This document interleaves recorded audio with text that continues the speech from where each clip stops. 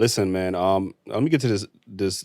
We got two more topics before we get up out of here. Um, what are some why do some women Hit trauma that like bond? button, y'all. Yeah, for sure, hit that like button, man. Why do some women trauma bond over events even though they haven't personally experienced it? I'll give you an example. I was talking to this one woman, and we had a very extensive conversation, and she told me she had a great father.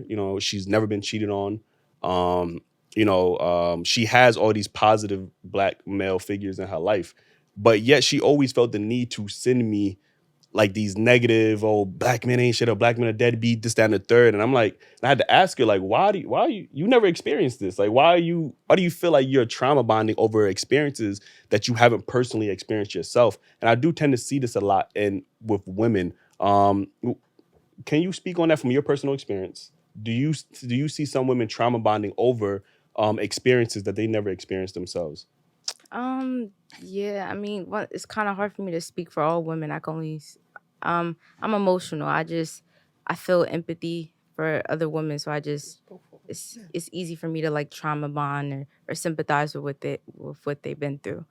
But I'm gonna let you ladies take over. I got a show to perform, but this podcast was great, and We appreciate you. Like, yeah. Mm-hmm. Oh, Have a great show. Don't move. Let me stay right here. Let me stay on top of it. yeah. So, what's your thoughts on this whole trauma bonding experience? Why do you think some women are quick to trauma bond with experiences that they never personally experienced themselves? From personal experience, I mean, I did experience what a lot of my friends went through later on in life, little later than they did.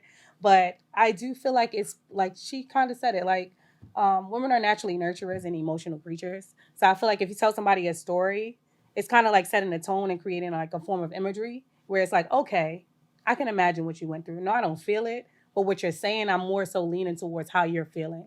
So sometimes that creates a bond that you never experienced, and not saying that it will feel the same, because even after, if I use my own example, my first official heartbreak and let down by a male, um, from cheated on to all types of things where my friends went through, and I'm like, I know great men. I've experienced only, and they were telling me things like, I've never been cheated on. So me finally experiencing that, it kind of changed like the understanding, like the momentum of, oh, okay, this is why it took you so long to heal. This is why, it was a process. This is why I kind of told you, like, get over it, or let's go here, let's go try, let's go painting, or try to change your mindset or get your mind off that person. And it took them longer than I expected. So I think a lot of times with trauma bonding, it's just happening through not really personal experience. It's just listening to the person's story and kind of hearing it out and trying to connect the one and two from not even the same type of trauma, but possibly trauma that you've experienced. Mm-hmm. So it doesn't have to be, I don't think it has to be exact, but I think a lot of times just hearing somebody's story, you're like, ooh, I kind of feel it. So it's kind of like a feeling. What's your thoughts? Um, trauma bonding. I don't know about trauma bonding. What do you define trauma bonding as? Someone bonding with other people over a shared experience. But in this case, sometimes it's not necessarily a shared experience. It's just you're living vicariously through somebody else's trauma. I don't relate to that.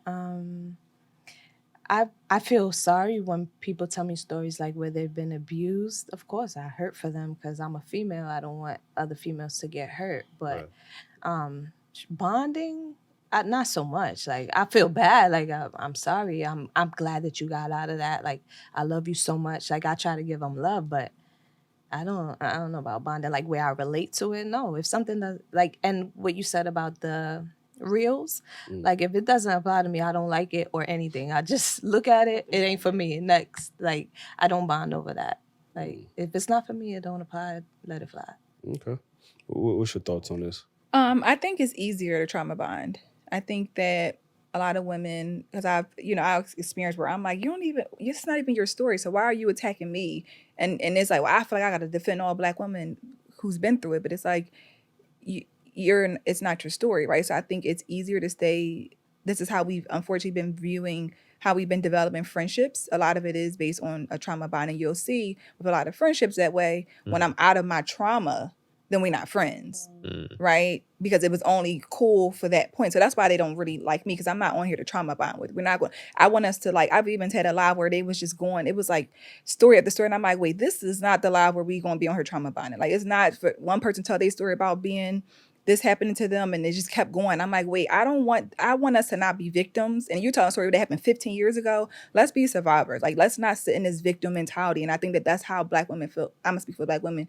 I feel like that's how we feel like we can only get to know women. It's like, oh girl, your boyfriend cheated on you, mine did too. And then we just that's kind of how a lot of relationships, it could be anything. It could be a job, but it always comes with something bad that we just, that's kind of how it goes. And then you have, like I said, the women who it never happened to them before. And this is what the sisterhood, quote unquote, has become, that you just defending stuff that don't even have nothing to do with you. But when it's something that's wrong, you don't defend it. You won't stand up for nothing. It's only when it fits, But I think a lot of women are defending their mom, their sisters.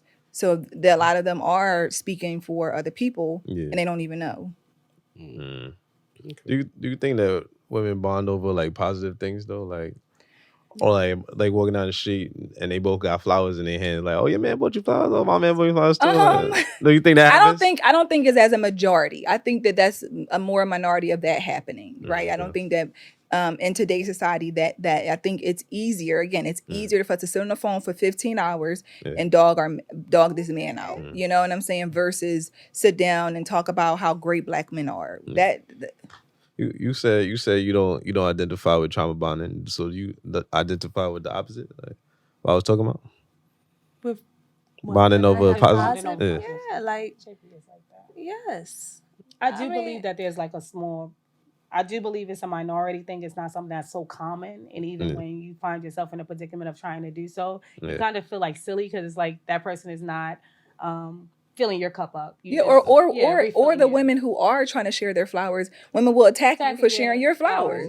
So again, if your story is too happy, they don't like it because it ain't a sad story that we can relate to. I can relate to the pain, but I can't relate to them flowers. So I want to strip those flowers from you. Yeah, I think it's so crazy because I feel like that's how men bond. You know what I mean? Like, we at the basketball court and we bond over happy things. Like, you know what I mean? Oh, you just won your game. I mean, I was killing over here. You know what I'm saying? Like, that's how we form friendships. And then we get penalized for women saying, "Oh, y'all friendships don't be deep." Like, you know what I mean? It's just surface level. But our friendships last our whole life. Meanwhile, y'all best friend is 2 years ago. Like, I mean, they on Instagram talking about I need a new bestie.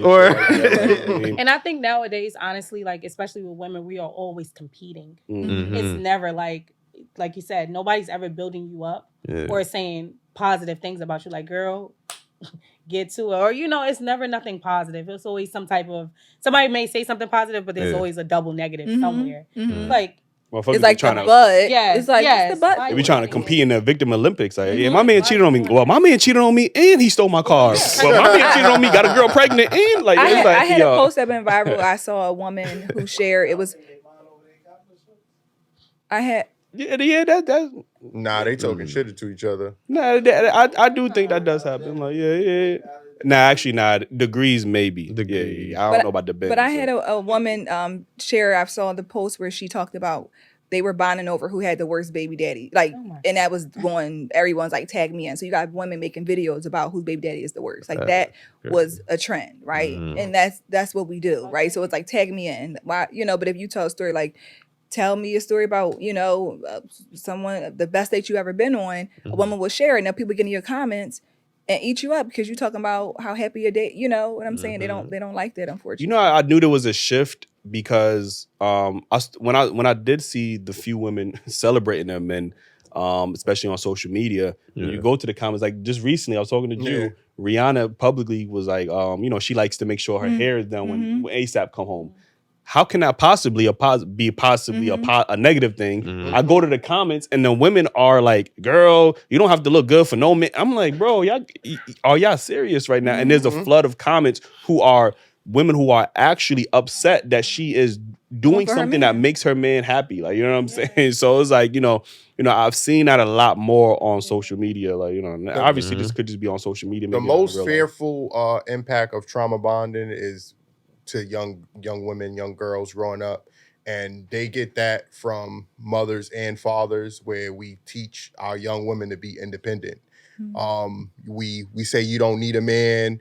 And I know we want to just say it's a woman thing, but men say the same thing to their daughters. Yeah. Hey, don't ever need a man. Girl, go to school and this, that. So I think that's the most fearful impact of trauma bonding, because women are growing up hating men without even giving them the opportunity of love or connection or intimacy or friendship. All these other things they're losing out on because they already hate a man because their mother had a bad experience with a man, or her father was a bad man, and that this little girl that that knows nothing about life knows that she shouldn't like a man. Yeah.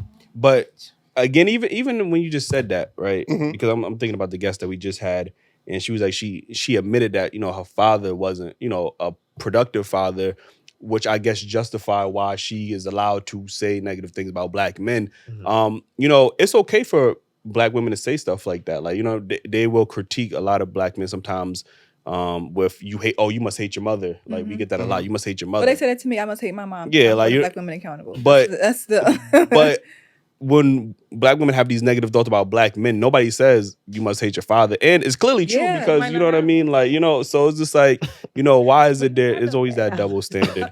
But yeah, nah. But that's what I'm You don't saying. have to say That one experience can cause you to have a whole hatred Absolutely. towards men, and for some reason that's valid. But when I guess when a black man is not allowed to have that same experience with his mom because she raised you, so therefore you should automatically be grateful. My grandmama raised me. You know What what I you mean? talking So, about? you know, they're gonna still say it's a black woman. You hate your grandmother now, like, you know what I'm saying?